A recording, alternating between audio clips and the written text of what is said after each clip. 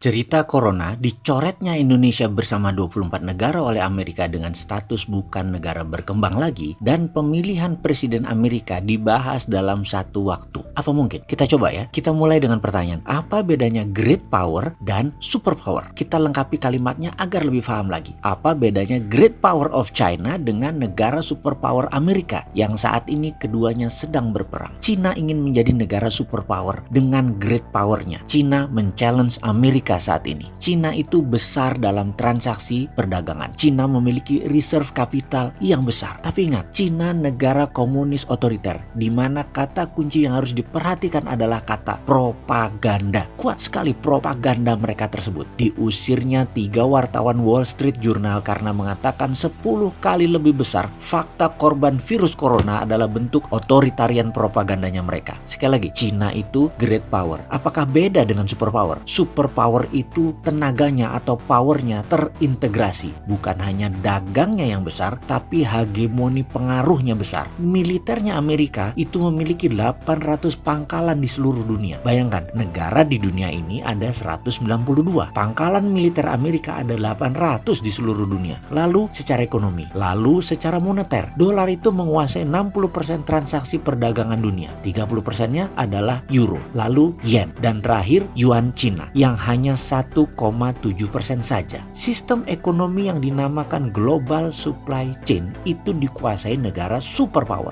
Misalnya, saat ini dunia otomotif di Indonesia, part mobil tersebut ada yang dari Costa Rica, ada yang dari Rumania, ada yang dari Thailand, dan belasan negara lainnya. Dengan dibuat shutdown-nya negara Cina sudah 1 bulan ini, dan kira-kira mungkin sampai 3 bulan ke depan pun masih kita belum tahu apa yang terjadi urusan corona, maka barang dari Thailand yang akan dipakai oleh kendaraan Indonesia ternyata 20%-nya ada barang Cinanya. Ini menjadi tidak tersedia dan Thailand gagal kirim ke Indonesia. Statusnya force majeure. 1 bulan ke depan jangan-jangan Astra tidak keluarkan mobil lagi karena part dari Costa Rica, part dari Vietnam, part dari Thailand ternyata nggak bisa kirim. Karena pertumbuhan di Cina, supply demand-nya sedang diserang. Maka strategi supaya Cina tetap bisa survive itu bagaimana? Cina mempunyai reserve currency dolar yang banyak. Karena itu dia akan pakai sebagai senjata proksinya. Misalnya, Cina ke Indonesia, invest di sana, FDI, Foreign Direct Investment. Dan ingat, FDI asing itu otak mereka adalah bagaimana mendapatkan dolar. Produknya kalau bisa ya harus ekspor keluar dari negara tersebut. Cina invest di Indonesia, produknya adalah untuk ekspor supaya dapat dolar. Itu harus dan itu pasti. Apa yang Amerika lakukan agar investasi direct tadi tidak menghasilkan dolar? Gampang. Negara yang menjadi konco temannya Cina dicoret statusnya dari negara berkembang menjadi negara maju. Kalau negara berkembang ekspor ke Amerika, pajaknya murah, katakanlah 5% pajak masuk ke Amerika. Tapi kalau sudah menjadi negara maju, pajaknya jadi 20%. Dengan strategi ini, Cina jadi nggak akan mau untuk meletakkan uang invest di Indonesia dan di 24 negara teman Cina yang tadi dikepung oleh Amerika. Karena apa? Karena investasinya yang tadinya buat proksi untuk menghasilkan dolar, jadi nggak ada gunanya, kemahalan barangnya. Kita Indonesia jadi serba salah. Sok genit dengan Cina ternyata nggak dapat banyak manfaatnya. Sudah 5 tahun ini diperes-peres susunya tapi seperti sapi, gak dikawin-kawin. Dengan Amerika sok mulai genit-genit sekarang. Amerika sayangnya tidak melihat Indonesia seksi lagi. Sudah diperes-peres susunya sama Cina. Kegeeran Indonesia yang merasa seksi, punya sumber alam yang bagus, tapi gak bagus karena genitnya. Amerika ternyata sekarang sudah pacaran dengan Malaysia, dengan Thailand, dengan Vietnam, dan dengan India. Mau bukti? Trump itu nginepnya lama saat ini di India. Indonesia dilewatin aja. Jadi sekali lagi, apa solusinya ke depan wahai pejabat negara? Ekonomi kita ini bisa tekor terus dan membawa kemiskinan. Kata Umar bin Khattab, kemiskinan itu dekat dengan kekufuran. Jadi ayo, mana solusinya? Pokoknya jangan si bosman yang sontoloyo ini ditanya. Takut dikira ngeledek. Saya mah pedagang kecil pak, pengen sehat dan pengen damai NKRI-nya. Itu aja kok.